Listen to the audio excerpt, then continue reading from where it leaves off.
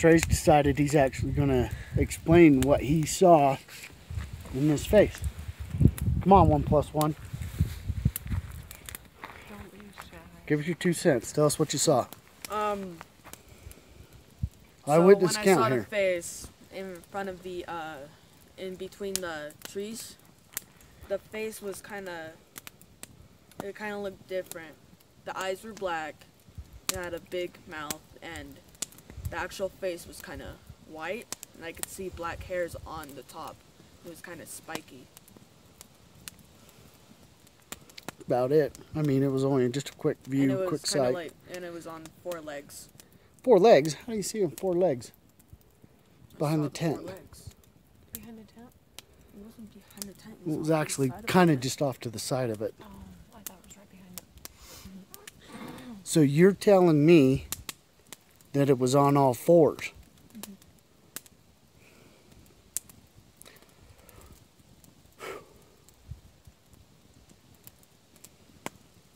On all 4s and a face above the tent?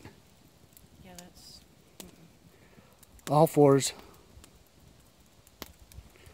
and higher, taller than the fence. Think about that. Think about what you're saying. But it wasn't above the tent. It was off to the side. Yeah, but You taller even than looked tent. at it. But taller than the tent. You got your phone on you, baby? I don't. So it was just off to the side of the tent. Yeah, in between 2 trees. I'll show you in the morning where it was. Okay. And I could see all 4 legs standing. It was on kinda all fat. 4s. It was fat. It had a white face, black eyes, big mouth, and it had spiky hair. There you have it. A little bit different than my understanding of it, but we're here for the truth, aren't we? And that's straight from my eyewitness account. Thanks, buddy. We're actually, this is real hard to see. We're on cell phones, for hell's sakes. No, this is fine. We're on cell phones, but basically, Trey, Yeah. Here, you record. Okay. Okay? Just keep it recording. Okay. So basically, what Trey's explaining, the face is about as high as this, right? Yeah. Right here. Uh-huh. Okay? But walk. the trees were back behind here. I'm not checking. Whatever it was back here on all 4s, standing up, all 4s, and its face is as tall as I am, and I'm 5'5". Where your face is, that's where its face was. Right here. But on and it all was on 4s. all 4s, and then gone. Now, that just kind of gives you a perspective of how tall it is. On all 4s, it was 5 feet tall, 5.5 feet tall. You want to come back here? No. Just here. Here. In fact, I'll take them both if you want. Okay. We're gonna come back here and see if we can get an idea of what's back here. Back here, it's pitch black. You really can't see. We're gonna have to do this in the day just so you can actually see. But in either direction, there's enough. There's enough room that it's gone.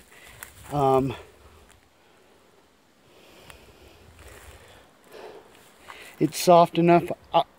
I'm not, it was right here, so I'm not going to walk back in here. I'm going to wait till daylight so we can actually see if we can find some tracks. Because, you know, it's just a story until we can find some type of evidence, but it was right here. It was right here in our camp, guys. Anyway, back to some more. All 4s for sure, right, Trey? All 4s. Side of the tent. Maybe if it was crouched down. It's right Trying to behind. hide from us. It absolutely could have been crouched down, just trying to stay out of sight, out of mind. Yeah, like if it was like literally just like bending down. It has a clear path. Like if it was just like bending down like this, it would look like it was on all 4s. If it was like bending down. Right? Oh, you guys are freaking me out. Well, it has a clear path behind that because I've been back there. I just know the face was taller than this, and I could see it. It's about even. It's about even with this. Mm-hmm. That's really what it could have been doing, is just crouching down. Yeah. You guys like going like this? Like going like Me and the girls were in the tent, and you guys were right here at the fire. And if we caught it off guard. And yes, all this has happened, and I'm going to sleep right here in this tent with my family. And hopefully we can get some more action tonight. My phone keeps dying here. So if I don't keep some type of light on it, my phone will shut down because of auto night detection. Got Shelly sitting here with me. No 1+1. Here's old Trey. Family. Girls are asleep. Sitting over in the cabin, or in the tent right over here. I'm going to tell you a little bit about what has happened so far tonight. We're actually camping up here on the 4th of July in what RMSO would consider the most sightings of Sasquatch in Utah happen right where we are. We come up here a couple days ago and flying the drone, and I got a drone video of this area on one of the drones that I actually built. Having problems with the Phantom, but spent the day at Bear Lake. Coming back up, by the time we got back up here, it was already dark. And as we were setting the camp up, I was just getting a fire going, and the girls were in there changing their clothes in the tent that's back over here. And you know, Trey's standing over here by the tent looking onto the backside of it, and standing up over top of the fence, or over top of the tent. And I'll show you this in the morning. We'll record it when we put this together to give you a perspective. It's just back over here about 15 feet. There's a face standing about 7.5 feet, I guess, from what he said, between two trees. The face was staring at us. He screamed at me, telling me, you know, there's a face over here between these trees, you know. I mean, it's already dark. So, I mean, what he caught was just after I had got the fire going. The little stuff, how it brightens the whole thing up until it burns down a little bit. And what he was catching was the reflection of the face between the trees from the light of the fire. And by the time I could go over there and look, it had disappeared. It was gone. About 30 seconds, 45 seconds later, and keep in mind, whatever it was, standing 3 feet behind our tent. And not only Shelly, but the two daughters are sitting inside the tent.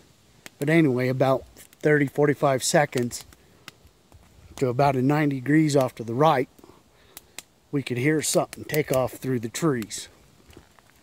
And I'll point this out again. I'm doing this now in the dark because this is when it's happening. This is when it was hot. Anyway, just about a 90 degrees off to the right of me staring at where this actually happened, something broke through the brush and through the trees, and I could hear it just kind of snapping going through the trees. Maybe I'm spinning around because our truck's actually over here, but another minute and a half, 2 minutes after that, something over by the side of our truck was going through the actual trees. So, you know, I personally never laid eyes on it, but Trey distinctly saw that face, and whatever it was had completely surrounded and completely did a perimeter around us. That's just the activities of tonight.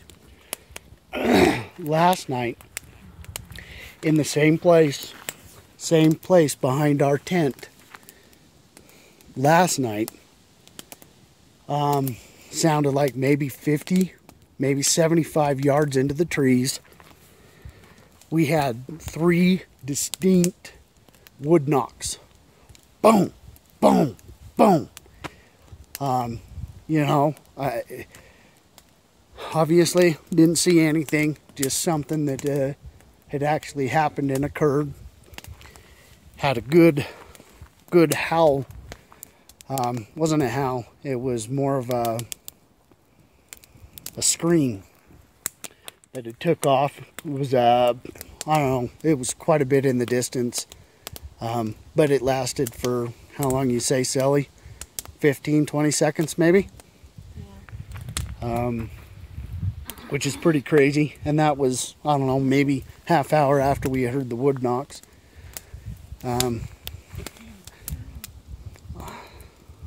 One other thing that I can't really, you know, that happened to us while we were up here, we had a bear close.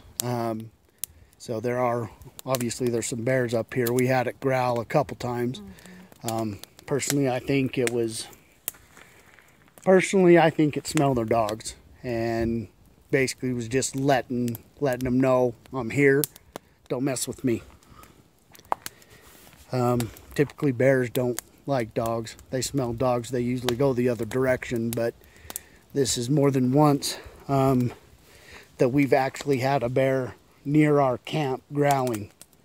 When we're up camping staying up near Rough Hollow, we had the same thing happen to us probably about 4 or 5 times one night.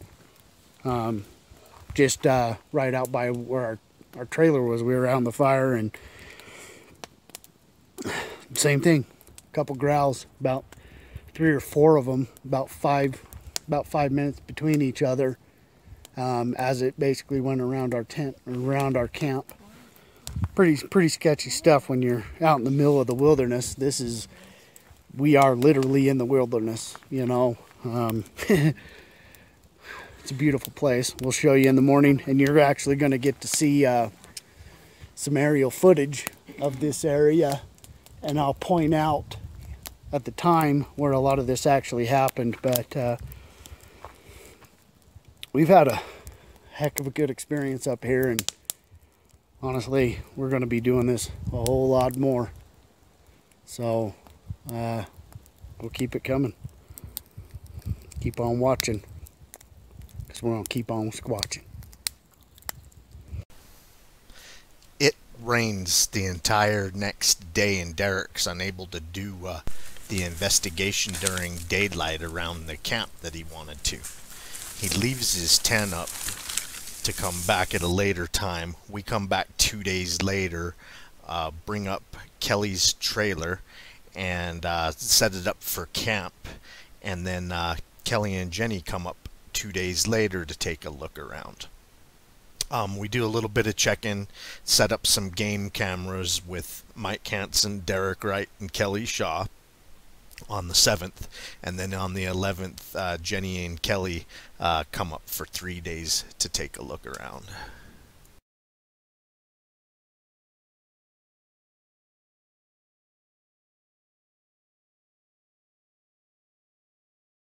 Jenny and I are camping in a Bigfoot hot spot. We're on top of Monte Cristo in a stretch where there's been about 5 Bigfoot sightings that we know of. And some campers up here last week had a crazy episode that might be Bigfoot related. So we decided to camp in the same exact spot that they camped in. One of the campers thought they saw Bigfoot watching them over the tent just off of this direction, and when he alerted the other campers, it took off running entirely around the camp and then took off this way, which is pretty strange. Most animals, when you scare them, they go directly away, but this went around them and took off that way. The one camper thought it was Bigfoot, so yeah, we know this is a Bigfoot sighting hot spot, so we take this sighting report seriously. So we're gonna be here for about 4 or 5 nights and take a look around and see if we can find anything Bigfooty. So yeah, join us in our Bigfoot expedition, Monte Cristo.